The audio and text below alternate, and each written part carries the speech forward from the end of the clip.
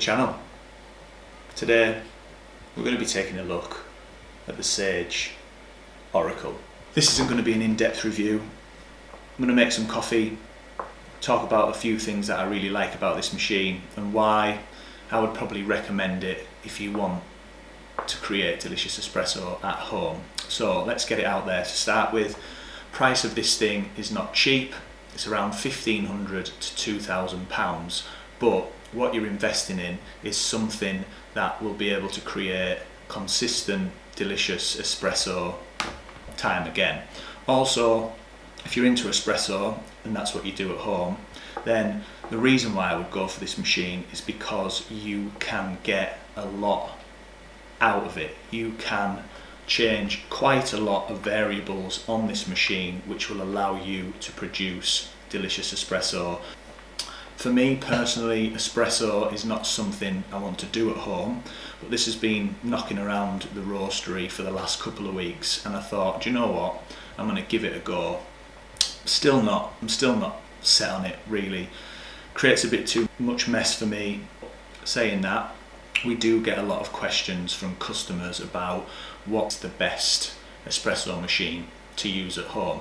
Now, I know this is a bit pricey, but my thinking behind this is a commercial espresso machine for an entry machine is probably around about 3 times the price of what you would pay for this. But some of the technology in the commercial machines has been put into this little, I say little, it's probably not that little, it's pretty heavy. You probably want a bit of good counter space on your worktop for this, but let's start with having a look at what it can offer. So I like it, it's brushed steel, I think it comes in black as well. You get a built-in grinder which holds around 250 grams of beans. You have a range of grind settings on here, so that allows you to sort of dial in your espresso pretty easy. It's pretty responsive. You have an automatic grinder. Basically you pop this portafilter into here, click it one way and it will automatically grind your coffee and tamp your coffee, which is fantastic. Inside the little display is the opportunity to be able to set your temperature. So temperature, obviously if you're into your coffee you will know that the lighter the coffee you probably want higher temperature to get a better extraction, so you can adjust the temperatures. It has a pre-infusion setting, so pre-infusion I've got this set at 10 seconds, so that will give you a pre-infusion where it just saturates the puck at a lower bar of pressure, round about 3 bars, after 10 seconds up to 9 bars, and then you will get a full pressured shot of espresso. And then steam wand, which is another absolute key part of this. You can automatically steam your coffee, so pop your milk in your jug, sit it underneath. It's got a nice little temperature gauge at the bottom here. Set your desired temperature, set your desired frothiness, cappuccino to latte, and then give it a click and it starts to steam your milk. And it's also got an independent boiler for the steam wand and water boiler, so you can produce multiple shots if you've got friends around, family members around, and create really good consistent coffee. Also really easy to fill up. You've got a little sort of flap at the front where you can pour in, or you have got the water tank at the back which comes out nice and easy. So those are the specs of the machine, which Sage have done a really good job in fitting quite a lot, or listening to people who obviously drink or want to drink decent coffee. The reason why I think it is the machine to buy is just for that consistency. Anyway, that's enough babbling on about it. I think we should see how it works and make some brews.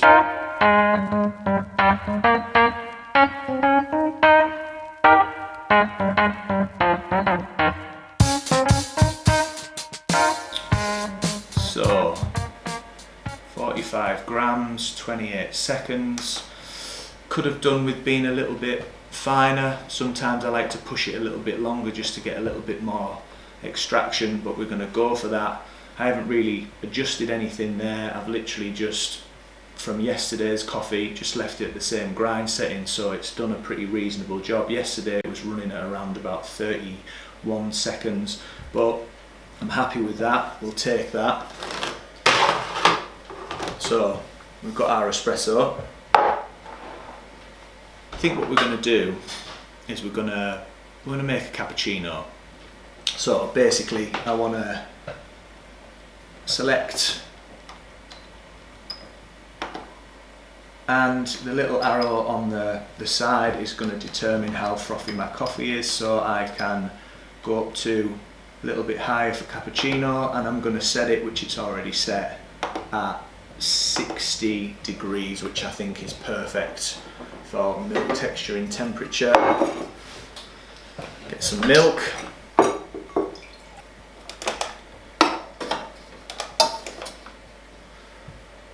All we need to do is click.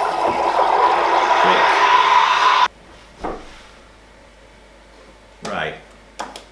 So a couple more things to note about this machine. One, produces delicious milk, but two, which is another bit that Sage have done well at thinking about, is it self-purges.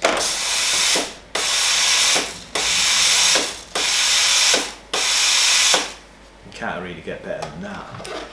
But produces delicious textured milk. And let's see how we get on.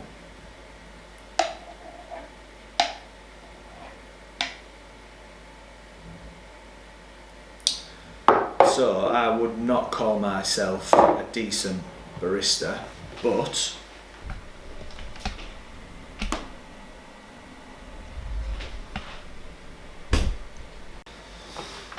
I don't think I've done a very bad job there.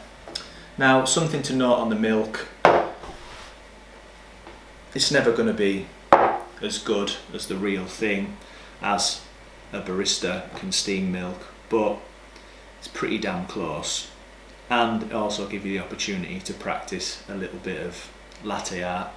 Yeah, that's why I think the Sage Oracle is a really good investment for someone who is pretty serious about making delicious espresso at home. A lot of versatility to play around with different settings, produces damn good coffee, easy to clean, easy to maintain, produces delicious espresso, and yeah, that's why I think the Sage Oracle should be the espresso machine of choice for anyone who wants to produce consistent, delicious coffee at home. Right, do you disagree? Do you have an espresso machine at home that you think delivers better quality espresso than this, and that is cheaper? I would like to find a machine that could produce coffee like this that's cheaper. Always looking to find better quality machines at cheaper price points to get people into making good coffee at home. So I'd be interested, comment below. But that's it. Sage Oracle. Thanks for watching. Stay focused, and as always, drink delicious coffee.